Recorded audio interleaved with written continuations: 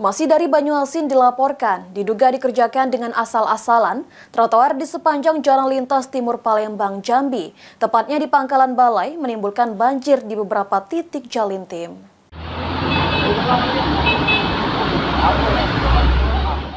Berdasarkan hasil sidak DPRD Kabupaten Banyuasin, banjir di beberapa titik Jalintim akibat pembangunan trotoar yang asal-asalan diharapkan pemerintah terkait untuk segera memperbaiki bangunan trotoar. Lihat kondisi seperti ini, bagaimana tanggapannya?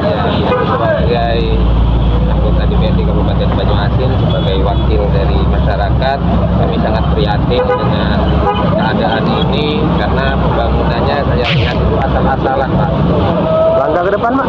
Langkah ke depan kita akan koordinasi dengan kepala PU yang ada di Kabupaten Banyuasin dan kita untuk meminta kepada PU untuk memperbaiki dengan adanya pembangunan yang asal-asalan ini. Pas atau kurang benar, sehingga tidak terdampak bagi warga kami dan kurang. Di Pangkalan Balai ada berapa titik, Pak?